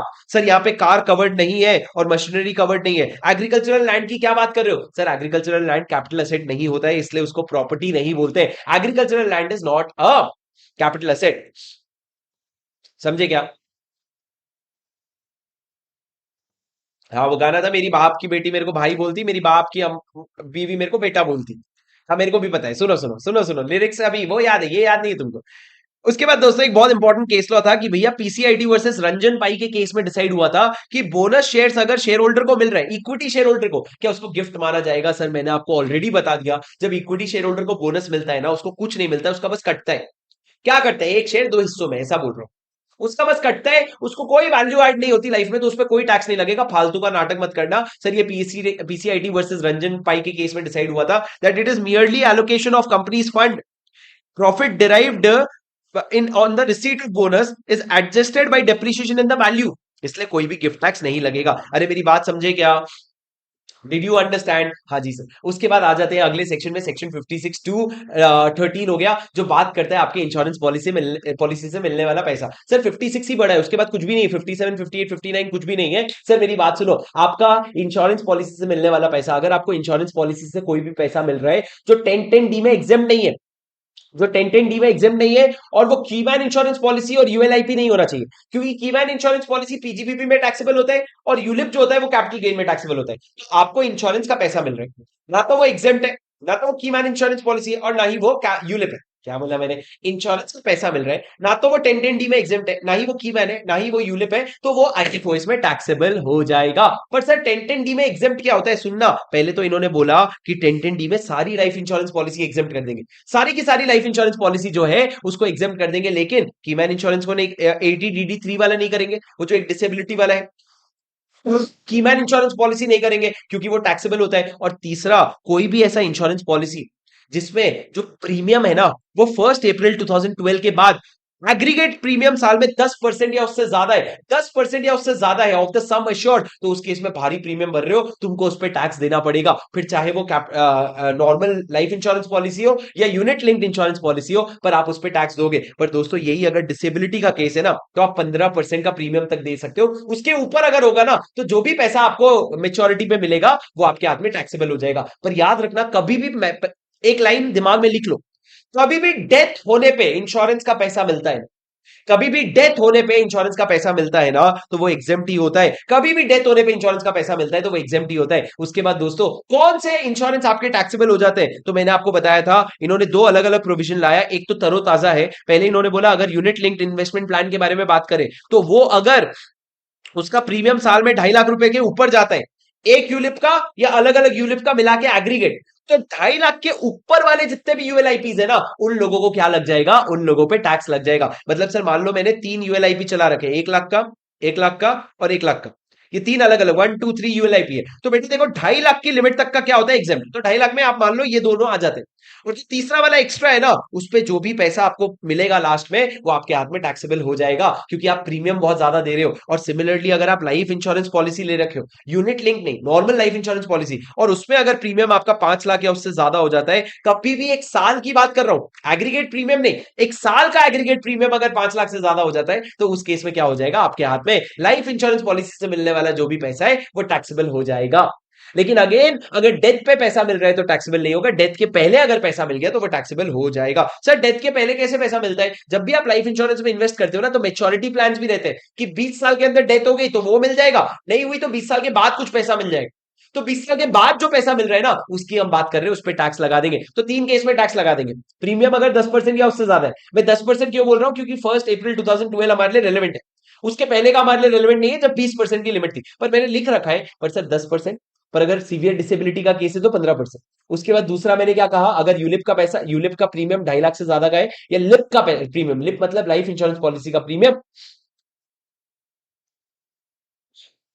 या फिर आपका यूनिट, आपका जो लिप का प्रीमियम है वो 5 लाख रुपए से ज्यादा है, तो उस केस में क्या हो जाएगा, उस केस में आपके हाथ में ये एग्जेम्पशन हो जाएगा। अब दोस्तों मैंने यहाँ पे समरी बना रखा है, अगर आप देखोगे तो डेथ के केस में सब एग्जेम्प्ट होता है एक्सेप्ट की मैन इंश्योरेंस पॉलिसी, क्योंकि वो लेते ही है कि मरने के बाद पैसा मिलेगा, मजा आ जाएगी, पर बाकी चीजें ऐसा नहीं होती है। लेकिन आप दूसरी तरफ देखोगे तो अगर डेथ के अलावा कभी पैसा मिला है तो कब टैक्सेबल हो जाएगा वो मैंने लिखा है। पर सर अगर मैं टर्म इंश्योरेंस पॉलिसी की बात करूं ना, टर्म एलआईपी मतलब टर्म लाइफ इंश्योरेंस पॉलिसी, वो हमेशा डेथ पे ही मिलती है, तो यहां पे कुछ भी हो जाए वो टैक्सेबल नहीं होगी, क्योंकि वो डेथ पे ही मिलती है, वरना वो मिलती ही नहीं है। सर इसको गौर से पढ़ लेना, रिविजन करके घुस के नहीं समझाऊंगा, पर इसको गौर से पढ़ लेना ताकि आपको इसके कॉन्सेप्ट पूरे क्लियर हो जाए। अब दोस्तों 1010 डी में जो टैक्सेबल नहीं है, मेरी बात ध्यान से सुनना, 1010 डी में अगर आप बात करो तो सबसे पहला कीमैन इंश्योरेंस पॉलिसी टैक्सेबल नहीं है। उसका क्या होगा दोस्तों, कीमैन इंश्योरेंस पॉलिसी अगर आपके, ध्यान से सुनना, कंपनी को अगर उसका पैसा मिलता है जिसने पॉलिसी ले रखी है, पीजीबीपी में टैक्सेबल हो जाएगा। कंपनी को नहीं, अगर उसके एम्प्लॉयर को मिलता है तो वो आपके सैलरी हेड में टैक्सेबल हो जाएगा। पर अगर एम्प्लॉयर नहीं है तो भैया आईएफओएस में टैक्सेबल हो जाएगा। अगर एम्प्लॉयर नहीं है तो आईएफओएस में टैक्सेबल हो जाएगा, या आप आगे चल करके देखोगे कि की मैन इंश्योरेंस पॉलिसी भी आईएफओएस में टैक्सेबल होता है। उसके बाद और क्या टैक्स किया सर, इन्होंने जो बोला यूलिप टैक्सेबल होगा, वो यूलिप आपके कैपिटल गेन वाले हेड में टैक्सेबल हो जाएगा। और राजा तीसरा वाला जो आपका यूलिप के बाद जो नॉर्मल लाइफ इंश्योरेंस पॉलिसी भी जो पैसा आ रहा है वो आपके आईएफओएस में टैक्सेबल हो जाएगा। और इसके सामने सर जब सम एश्योर्ड कितना था, मान लो 1 करोड़ का सम एश्योर्ड था, वो मिल गया, तो वो क्या पूरा टैक्सेबल हो जाएगा? नहीं, उसके सामने जो प्रीमियम भरा ना, उसका डिडक्शन मिल जाएगा। अगर उसका डिडक्शन कहीं और क्लेम नहीं किया है, मान लो प्रीमियम का डिडक्शन आपने एटीसी में क्लेम कर लिया था, तो दिक्कत है, पर उसके अलावा उस प्रीमियम को कहीं भी क्लेम नहीं किया है, तो उसके सामने माइनस करोगे, और माइनस करने के बाद आप क्या करोगे, अपना नेट इंश्योरेंस पॉलिसी से इनकम निकालोगे। बोला था ना सबसे मैक्सिमम कॉम्प्रिहेंसिव रिवीजन होगा। अब दोस्तों मेरी बात सुनो, यूलिप यूलिप यहाँ पे एग्जेम्प्ट है लेकिन कैपिटल गेन में टैक्सेबल हो जाएगा। सर आपका लाइफ इंश्योरेंस पॉलिसी जो है उसके सामने डिडक्शन अलाउ होगा, वो जो ऑलरेडी आपको एटीसी में अलाउ नहीं हो रखा है। और जब भी आप प्रीमियम पेबल निकालोगे ना, तो उसमें जीएसटी का अमाउंट हटा देना, जीएसटी का अमाउंट को काउंट मत करना कि मैंने प्रीमियम पे जीएसटी भरा, वो जीएसटी का डिडक्शन तेरे को नहीं मिलेगा। सर यहाँ पे मैंने एक इलस्ट्रेशन बता रखा है ये समझने के लिए कि जो 2.5 लाख का लिमिट है उसको किस तरीके से एग्जॉस्ट करोगे आप, ठीक है। सर समझे क्या, ये बहुत एग्जॉस्टिव टॉपिक है, और इसको आपके 10 से 12 पेज में आपके इंस्टीट्यूट ने समझा रखा है, जो हमने एक पेज में कवर कर लिया, और बहुत कॉम्प्रिहेंसिव रिवीजन हुआ इसके साथ आपका। मेरी बात ध्यान से सुनना सर, उसके बाद आगे बढ़ते हैं। अब कुछ खास बचा नहीं है सर, अगर आपकी कोई भी सिक्योरिटीज है जिसपे आपको इंटरेस्ट मिल रहा है, तो वो आईएफओएस में टैक्सेबल हो जाएगा। Income of securities which are not taxable in the head, which are not taxable in PGBP and which is not exempt under 1015। अगर पीजीबीपी में टैक्सेबल नहीं है, मतलब मेरा ऑर्डिनरी कोर्स ऑफ बिजनेस का इनकम नहीं है, और अगर 1015 में भी क्या है, 1015 में भी एग्जेम्प्ट नहीं है, तो जाके टैक्स लगाऊंगा। सर एग्जेम्प्ट कौन से हैं दोस्तों, इन्होंने ना स्पेसिफिक बात बताता हूं, इन्होंने बोला नोटिफाई करेगा सेंट्रल गवर्नमेंट। तो सेंट्रल गवर्नमेंट ने बोला अगर आप पोस्ट ऑफिस का सेविंग अकाउंट खुलवाओगे, पोस्ट ऑफिस में जाकर के अगर आप सेविंग अकाउंट खुलवाओगे, तो उस पे 3,500 या 7,000 का इंटरेस्ट तक एग्जेम्प्ट है। 3,500 कब, अगर इंडिविजुअल अकाउंट है, और 7,000 कब, अगर ज्वाइंट अकाउंट है। तो इतना इंटरेस्ट एग्जेम्प्ट है, उसके अलावा कुछ भी एग्जेम्पशन नहीं है। उसके अलावा सर अगर आप देखोगे ना, तो फालतू फालतू चीजें हैं, जैसे कि क्या, अगर पब्लिक सेक्टर कंपनी पैसा दे रही है, अपने बॉन्ड्स और डिबेंचर्स पे इंटरेस्ट दे रही है, कौन से बॉन्ड्स जो हमने, कौन से पब्लिक सेक्टर कंपनी जो हमने नीचे नोटिफाई कर रखे हैं, वो अगर बॉन्ड्स और डिबेंचर्स पे पैसा दे रही है किसी भी पर्सन को, तो उस केस में वो आपको उस पे टैक्स नहीं लगेगा। कौन कौन से बॉन्ड्स हैं इसमें से कुछ देखा होगा आपने, National Highway Authority of India, Rural Electric Corporation Limited, हुडको लिमिटेड, पावर फाइनेंस कॉर्पोरेशन, और उसके अलावा जवाहरलाल नेहरू पोर्ट ट्रस्ट, ये सारी कंपनीज है सर। इन्होंने बॉन्ड इशू किया, डिवेंचर इशू किया, उस पर इंटरेस्ट दे रहे हैं, वो आपके हाथ में टैक्सेबल नहीं होगा, वो 1015 में क्या हो जाएगा, एग्जेम्प्ट हो जाएगा। पर अगर एग्जेम्प्ट नहीं होता तो आईएफओएस में टैक्सेबल हो जाता, अगर पीजीबीपी में टैक्सेबल नहीं हो रहा होता तो। और सिमिलरली अगर एक गवर्नमेंट जो है, गवर्नमेंट कंपनी ने, कोई गवर्नमेंट, सेंट्रल गवर्नमेंट जो है, मान लो वो अगर अपने डिपॉजिट, उनके पास किसी ने डिपॉजिट करवाया, उसके वजह से इंटरेस्ट दे रही है वो अपने एम्प्लॉय को, जो या तो सेंट्रल गवर्नमेंट के एम्प्लॉय है, या स्टेट गवर्नमेंट के, या किसी भी और पब्लिक सेक्टर कंपनी के एम्प्लॉय है, नॉन गवर्नमेंट एम्प्लॉयज नहीं, सिर्फ गवर्नमेंट एम्प्लॉयज है, तो वो लोगों ने अगर आपके पास पीएफ का, सुपर एनुएशन फंड का डिपॉजिट करवाया, उस पे अगर इंटरेस्ट मिल रहा है ना तो उनके हाथ में एग्जेम्प्ट है। सर हमारे हाथ में टैक्सेबल है, हमारे हाथ में कोई एग्जेम्पशन नहीं है, तुम चिंता मत करो। उसके बाद सर इन्होंने भोपाल गैस लीक का एक पॉइंट बताया था। उसके बाद इन्होंने बोला गोल्ड मॉनिटाइजेशन स्कीम में अगर आपको कोई इंटरेस्ट मिलता है वो भी एग्जेम्प्ट है। और उसके बाद इन्होंने बोला कि कोई भी इंटरेस्ट किसी बॉन्ड पे जो किसने इशू कर रखा है, लोकल अथॉरिटी और स्टेट फूल्ड नहीं, हर बार फूल्ड बोलता हूं, स्टेट फूल्ड फाइनेंशियल एंटिटी जो है अगर वो कर रही है क्या कुछ बॉन्ड्स इश्यू, तो उसमें मिलने वाले इंटरेस्ट भी क्या होते हैं, एग्जेम्प्ट होते हैं। सर ये स्टेट फूल्ड फाइनेंशियल एंटिटी क्या होते हैं मैंने समझाया था। जैसे कि अर्बन एरियाज को डेवलप करने के लिए इन्होंने बोला कि स्टेट तू ही कुछ पूलिंग करके ना तू पैसा बॉन्ड्स के नाम पे रेज कर ले और उससे अर्बन डेवलपमेंट कर, तो उसके लिए जो पूलिंग होती है उस पे मिलने वाला इंटरेस्ट पे आपको टैक्स नहीं लगता। पर उसके अलावा कोई भी इंटरेस्ट अगर है वो पीजीबीपी में टैक्सेबल नहीं है तो आईएफओएस में टैक्सेबल हो जाएगा। उसके बाद सर तीन और इनकम है जो अगर पीजीबीपी में टैक्स नहीं लगेंगे तो यहां पे लगेगा। सबसे पहला employees contribution to PF. Sir आपको पता है जब आप एम्प्लॉयर हो और आप एम्प्लॉय के कंट्रीब्यूशन में से, एम्प्लॉय की सैलरी में से उसका कंट्रीब्यूशन डिडक्ट करते हो, 1 लाख रुपए दिया लेकिन 12,000 रुपए रोक लिया, तो उस केस में वो 12,000 जो मैंने रोका ना वो पहले मेरे हाथ में इनकम बनती है। फिर मैंने अगर ड्यू डेट के पहले जमा कर दिया, ड्यू डेट कौन सा, 139(1) वाला नहीं, पीएफ वाला, पीएफ वाले ड्यू डेट के पहले जमा कर दिया तो डिडक्शन मिल जाता है, वरना कभी डिडक्शन नहीं मिलेगा। पर सिमिलरली ये तो तब होगा जब एम्प्लॉयर एम्प्लॉय का रिलेशन है। पर अगर मैंने क्या कहा, आप पीजीबीपी में नहीं आ रहा है ये, मतलब आपने किसी थर्ड पार्टी को बोला ये पैसा काटने के लिए, तो जब थर्ड पार्टी पैसा काटेगा ना वो उसके हाथ में पीजीबीपी में नहीं आईएफओएस में इनकम माना जाएगा। और आगे चल के मैं बताऊंगा जब वो एक्चुअल ड्यू डेट के पहले पेमेंट कर देगा तो उसको इसकी डिडक्शन भी मिल जाएगी। दूसरा सर अगर आपने प्लांट और मशीनरी भाड़े पे दिया या फर्नीचर भाड़े पे दिया, जब आप प्लांट और मशीनरी या फर्नीचर भाड़े पे देते हो ये कोई हाउस प्रॉपर्टी तो नहीं है, तो इसका जो रेंटल इनकम आता है ये अगर आपका बिजनेस है तो पीजीबीपी में जाएगा, बिजनेस नहीं है तो ये कहां पे आ जाएगा, आईएफओएस में। जैसे जैसे कि और तीसरा सर अगर ये प्लांट और मशीनरी और प्लांट और मशीनरी और, अच्छा नॉर्मल सुनो, सर बिल्डिंग का जो रेंटल इनकम होता है वो कहां पे जाता है, हाउस प्रॉपर्टी में, बात खत्म। लेकिन सर अगर आपने जो प्लांट और मशीनरी और फर्नीचर देना था सेकंड वाले पॉइंट में, उसको देने के लिए बिल्डिंग आपको देना पड़ा because both of them were inseparable, तो उस केस में हमने कहा वो इनकम भी आपके आईएफओएस में टैक्सेबल हो जाएगी। मतलब बिल्डिंग की इनकम हाउस प्रॉपर्टी छोड़ के आईएफओएस में कब आई, जब राजा आप वो प्लांट और मशीन और फर्नीचर के साथ साथ दे रहे हो। सर मेरी बात समझ रहे हो क्या। उसके बाद दोस्तों लॉ भी याद है इन्हें, पूरा टैक्स भी याद है। अरे सुनो ना तुम, मैं ऐसे नहीं, मेहनत लगती है, सुनो मेरी बात। सर अदर इनकम जो टैक्सेबल है आपके बेसिक से, आपके विनिंग इनकम जो भी है, क्रॉसवर्ड पजल्स गेमिंग से, वो तो यहाँ आते ही आते हैं। की मैन इंश्योरेंस पॉलिसी मैंने आपको बताया था पीजीबीपी या सैलरी में टैक्सेबल नहीं है तो यहाँ आएगा। पीजीबीपी में कब टैक्सेबल होगा, जब कंपनी को मिलेगा। सैलरी में कब टैक्सेबल होगा, जब एम्प्लॉय को दोगे। उसके अलावा किसी को दोगे तो आईएफ वो यहाँ पे आईएफओएस में आ जाएगा। तीसरा दोस्तों आपने कंपलसरी एक्विजिशन पढ़ा था, जब कंपलसरी एक्विजिशन कहां पढ़ा था, कंपलसरी एक्विजिशन जब आपने 45 सेक्शन 45 चार्जिंग सेक्शन में पढ़ा था, वहां आपको कॉम्पेंसेशन या इनहेंस्ड कॉम्पेंसेशन पे कोई इंटरेस्ट मिलता है ना तो वो यहां पे टैक्सेबल हो जाता है under section 56(2) as a gift taxable हो जाता है। उसके बाद दोस्तों अगर आपने अपने कैपिटल एसेट को ट्रांसफर करने के लिए नेगोशिएशन किया, तो उसमें आपको कोई एडवांस मनी आया तो वो एडवांस मनी फोरफिट कर लिया और ट्रांसफर नहीं हुआ, तो जो फोरफिट किया ना वो अमाउंट आईएफओएस में आज के आज टैक्सेबल हो जाएगा। अगर पुरानी बात करो, भिड़े भाई के जमाने की बात करो, 2014 के पहले, 1 अप्रैल 2014 के पहले अगर आप एडवांस मनी फोरफिट करते थे उससे कॉस्ट कम होता था, वो इनकम पे नहीं आती थी, वो कॉस्ट कम करती थी। पर अब उसके बाद हमने क्या बोल दिया, आईएफओएस में लेके जा और आज के आज टैक्स भर दे। उसके बाद दोस्तों बिजनेस ट्रस्ट का एक पॉइंट है जो मैं बिजनेस ट्रस्ट के साथ करा दूंगा, और फिर मैंने यहाँ पे आपके लिए एक ना पॉइंट है कि अगर आपका एम्प्लॉयमेंट का या एम्प्लॉयमेंट के, if there is a compensation और पेमेंट फॉर टर्मिनेशन और modification of employment related terms and conditions, employment के टर्म्स एंड कंडीशन से मॉडिफिकेशन हो रहा है तो उसमें टैक्सेबिलिटी आएगी आईएफओएस वाले हेड में। दोस्तों मैंने तीनों चीजों को समराइज कर दिया है यहाँ पे। देखो अगर बिजनेस कॉन्ट्रैक्ट है और बिजनेस कॉन्ट्रैक्ट का टर्मिनेशन या मॉडिफिकेशन हो रहा है तो पीजीबीपी में जाएगा। दोस्तों अगर एम्प्लॉयमेंट कॉन्ट्रैक्ट है और पैसा आपको एम्प्लॉयर दे रहा है तो वो सैलरी में जाएगा। लेकिन दोस्तों अगर एम्प्लॉयमेंट कॉन्ट्रैक्ट नहीं है, फिर भी अगर एम्प्लॉयमेंट कॉन्ट्रैक्ट का मॉडिफिकेशन हो रहा है, मतलब मान लो एम्प्लॉयमेंट कॉन्ट्रैक्ट है लेकिन उसका मॉडिफिकेशन का पैसा एम्प्लॉयर नहीं कोई और दे रहा है, ऐसे कैसे सर। मेरे को ऑफर लेटर आया था, मैंने अभी तक जॉब ज्वाइन नहीं किया, ऑफर लेटर आ गया, लेकिन ऑफर लेटर आने के बाद सामने वाले ने मना कर दिया, बोला तू मेरे पास काम करने मत आ। अब सर हम दोनों के बीच में एम्प्लॉयमेंट कॉन्ट्रैक्ट था क्या, हाँ। पर क्या एम्प्लॉयर एम्प्लॉय का रिलेशन बना था क्या, नहीं, अभी तक मैंने ज्वाइन नहीं किया, लेकिन उसके पहले ही उसने मेरे को 1 लाख रुपए देके निकाल दिया, तो वो 1 लाख रुपए मेरे सैलरी हेड में नहीं आईएफओएस हेड में आ जाएगा। क्यों, क्योंकि अभी तक एम्प्लॉयर एम्प्लॉय रिलेशन बना ही नहीं था भैया, समझे क्या।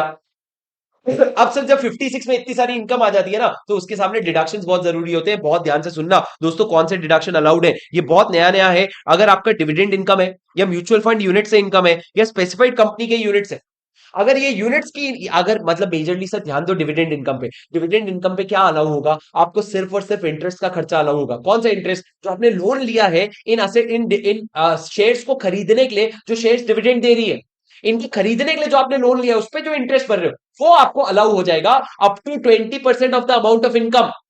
जो interest expense up to 20% of income, 20% of interest expense नहीं। अरे तुम यहां गलती करेगा एग्जाम में, 20% इंटरेस्ट का नहीं है, full interest amount up to 20% of income हम आपको डिडक्शन देंगे। मतलब डिविडेंड अगर 10,000 रुपए का है तो डिडक्शन सिर्फ 2,000 रुपए का मिलेगा, पर अगर इंटरेस्ट 1,200 रुपए का है तो डिडक्शन सिर्फ 1,200 का मिलेगा। उसके बाद दोस्तों उसके अलावा कोई भी और सिक्योरिटीज है उस पे इंटरेस्ट मिला है, तो जितना भी रीजनेबल सम का खर्चा हुआ है ना, उसका डिडक्शन आपको मिल जाएगा। बहुत बड़ी बात है, जो भी रीजनेबल सम है जो आपने कमीशन या रेम्यूनरेशन की तरह दिया, वो डिडक्शन मिल जाएगा। अब सर एम्प्लॉइज कॉन्ट्रीब्यूशन, जिसको आपने आईएफओ इसमें ले लिया था, अगर उसको रेस्पेक्टिव फंड के ड्यू डेट के हिसाब से जमा कर दोगे तो उसको आईएफओ इसमें भी डिडक्शन मिल जाएगा, अगर रेस्पेक्टिव फंड के ड्यू डेट के हिसाब से जमा कर दोगे। उसके बाद सर जो आपको प्लांट एंड मशीनरी, फर्नीचर और बिल्डिंग को लेट आउट करके रेंटल पे देके जो पैसा आ रहा था, वो अगर पीजीपीपी में नहीं टैक्सेबल हो रहा है, यहां टैक्सेबल हो रहा है, तो पीजीपीपी में जो डिडक्शन मिलता था ना, वो यहां भी मिलेगा। जैसे कि आपका सेक्शन 30, 31, 32 का, 30 में इनको करंट रिपेयर और मेंटेनेंस भी मिलेगा, 31 में इंश्योरेंस प्रीमियम का भी डिडक्शन मिलेगा, और 32 का डेप्रिसिएशन भी मिलेगा। सर एडिशनल भी मिलेगा, अनएब्सॉर्ब भी मिलेगा।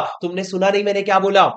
अगर मैं कोई प्लांट और मशीनरी, या मैं कोई बिल्डिंग, या मैं कोई फर्नीचर लेट आउट कर रहा हूं, उसका इनकम आईएफओएस में आ रहा है ना, तो आईएफओएस में डेप्रिसिएशन भी माइनस होके मेरे को नेट प्रॉफिट पे टैक्स लगेगा। डेप्रिसिएशन आईएफओएस में भी आ गया, सेक्शन 32 के हिसाब से निकालना और यहां माइनस कर देना।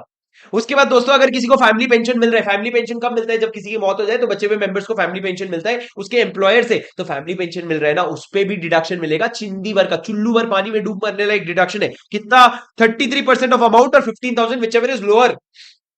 जो अमाउंट है पेंशन का उसका 1/3, या फिर 15,000 विच एवर इज लोअर। और सर ये हमने यहाँ पे नीचे कहा अवेलेबल अंडर बोथ रिजीम्स, मतलब आप 115 बीएससी में रहो या उसके बाहर आ जाओ, दोनों में अलाउड है। पहले नहीं था, दोनों में अलाउड। ठीक है। उसके बाद दोस्तों एक अच्छा सा इन्होंने ये काम किया है कि एनहांस्ड कॉम्पेंसेशन या कॉम्पेंसेशन जो होता है कंपल्सरी एक्विजिशन में, उसमें जो इंटरेस्ट मिलता है उस पर इन्होंने 50% का फ्लैट डिडक्शन दे दिया। बोले कोई लोड ही नहीं है, कोई लोड ही नहीं है।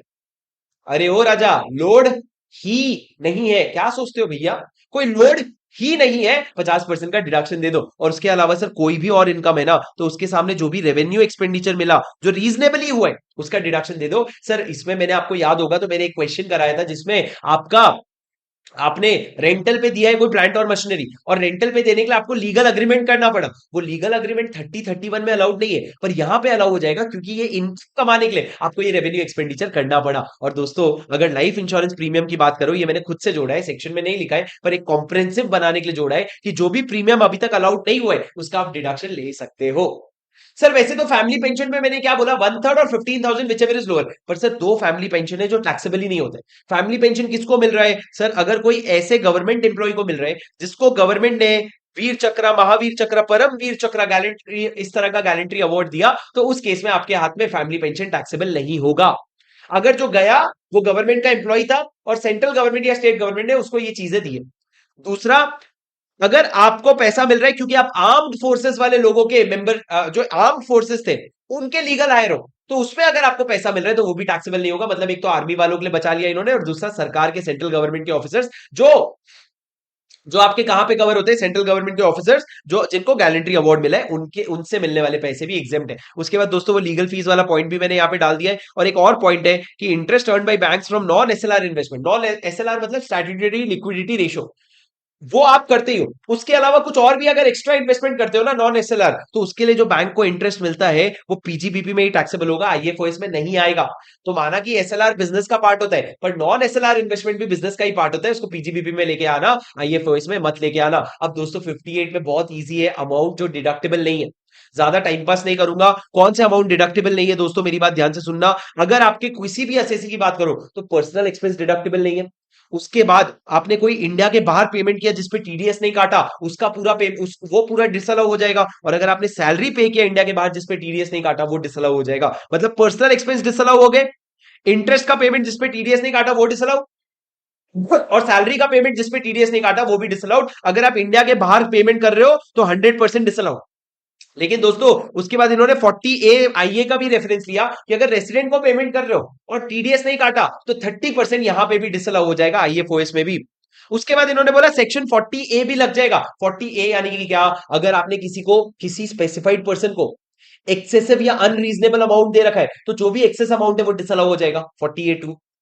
40A3 क्या कहता है, अगर आपने कैश में पेमेंट कर रखा है 10,000 से ज्यादा to a single person in a single day, against account pay cheque, cash में दिया है, अकाउंट पे चेक वगैरह से नहीं दिया है, तो वो भी डिसअलाउ हो जाएगा। और दोस्तों उसके बाद इन्होंने क्या कहा, कैजुअल विनिंग इनकम के सामने, अगर आपका कैजुअल विनिंग इनकम है तो उसके सामने नो एक्सपेंस और अलाउंस इज डिडक्टिबल, किसी भी तरह का एक्सपेंस और अलाउ नहीं होगा। लेकिन दोस्तों एक बात ध्यान से सुनना, कैजुअल विनिंग इनकम नहीं है मेरा, अगर activity of owning and maintaining race horses है, मैं घोड़ों घोड़ों को ओन करता हूं और मेंटेन करता हूं, घोड़ों को, अरे ओ राजा, घोड़े। आप अगर हॉर्स रेसेस को ओन और मेंटेन करते हो तो उससे होने वाली जो भी एक्टिविटी है, वो एक्टिविटी जो है ना, उसके सामने जो भी आपका खर्चा है उसको वो आप अलाउ कर देंगे। सर आपका owning and activity of owning and maintaining horse race horses जो है, आपको पता है अलग ही ट्रीट किया जाता है। जब सेट ऑफ कैरी फॉरवर्ड भी करोगे तो इसके लॉसेस सिर्फ 4 साल कैरी फॉरवर्ड होते हैं और सिर्फ इसी के इनकम के सामने एडजस्ट होते हैं और कहीं भी एडजस्ट नहीं होते हैं, तो सर उनसे रिलेटेड खर्चा अलाउ हो जाता है। अब दोस्तों लास्ट सेक्शन हो गया आपका सेक्शन 59, जो कहता है प्रॉफिट चार्जेबल टू टैक्स। दोस्तों यहां पे इन्होंने 41(1) का रेफरेंस दिया कि आज अगर कोई ट्रेड लाइबिलिटी आपने बुक करी और उसका आईएफओएस में डिडक्शन ले लिया, वो लाइबिलिटी कल को जाके रेमिट हो जाती है या सीज हो जाती है तो उसको आप आईएफओएस में इनकम भी मान लोगे। आज अगर कोई एक्सपेंसिव लेकिन पे नहीं किया, लाइबिलिटी रिकॉर्ड किया, तो आपको डिडक्शन मिल जाएगा, पर कल वो लाइबिलिटी वेव ऑफ हो जाती है तो उसको इनकम भी मान लेंगे। आईएफओएस में सेक्शन 41(1) को अप्लाई कर दिया इन्होंने। सर उसके बाद एक इंपॉर्टेंट केस लो है आपका श्री रामा मल्टीटेक लिमिटेड का, कि भैया शेयर एप्लीकेशन मनी आपने मंगवाया था, उस पे आपने इंटरेस्ट कमाया, क्यों? शेयर एप्लीकेशन मनी एक सेपरेट बैंक अकाउंट में रखा, वो बैंक अकाउंट आपको इंटरेस्ट दे रही है, क्या वो आईएफओएस में आएगा? नहीं भैया। इन्होंने कहा कि मैंने सेपरेट बैंक अकाउंट में इसलिए रखा था क्योंकि लॉ ने मेरे को बोला था कि you have to keep it separately in a scheduled bank, तो मैंने वहां पे रखा था। And it is part of capital raising, कि मैं कैपिटल रेज करने के लिए वो एक हिस्सा है, तो जब कैपिटल रेज करने के लिए जो मैं खर्चा करता हूं वो तुम अलाउ नहीं करते हो, उसने 37 में मना किया था ना तुमने, तो ये इनकम का टैक्स लगा रहे हो, इस पे टैक्स नहीं लगेगा। It is eligible to be set off against public issue expense. Public issue expense का वैसे भी मान लो मैंने शेयर आईपीओ लाने के लिए 1 करोड़ का खर्चा किया और सामने यहाँ पे इंटरेस्ट इनकम के नाम पे 20 लाख कमाया, तो ऐसा नहीं कि 1 करोड़ अलाउ नहीं करेंगे, 20 लाख पे टैक्स लगा देंगे, फालतू बकवास मत करो। 1 करोड़ के सामने 20 लाख एडजस्ट करेंगे और फिर 80 लाख आपको अलाउ नहीं करेंगे। ठीक है, ज्यादा दर्द नहीं देंगे, थोड़ा दर्द कम कर देंगे। उसके अलावा सर ये दोनों केस लॉ बहुत ज्यादा इंपॉर्टेंट नहीं है, आप रीड कर लोगे। That's it, that's a comprehensive revision of your very small chapter but a very tricky and important chapter, IFOS. समझे क्या? हम्म। सर ये केस लॉ एक बार नाम देख लो बेटा इसका। नहीं ये केस लॉ आपको नहीं करना है, छोड़ दो, चलो मेरी बात सुनो सर, हो गया। That's it. Thank you so much guys. Please understand that I really want you to love these revision videos and the notes. ठीक है, आप अगर ये नोट्स चाहते हैं तो आप ये नोट्स को बाद में, कुछ समय बाद आप इसको परचेज कर सकते हैं मेरे वेबसाइट से। But then do help me reach out to a greater audience, share this with your friends, share this with your everyone who has to read this chapter. Maybe he's in inter, maybe he's in final, but I'm sure this content and the notes will definitely add a lot of value to him. ठीक है दोस्तों, तो please उनके साथ share कर देना। और बाकी आता रहूंगा मैं और बहुत सारे रिविजन आप लोगों के लिए लाता रहूंगा। मिलता हूं फिर आपसे अगले वीडियो में। वीडियो पसंद आए तो लाइक जरूर कर देना और कमेंट में थैंक यू जरूर बोल देना नालायको, अगर तुमको ये मेहनत अच्छी लगी। Because please believe me when I say that your appreciation is my motivation and that keeps me going, that keeps me going. Thank you so much. I'll see you tomorrow. Take care. Until then, this is your CA buddy Shubham Singhal signing off.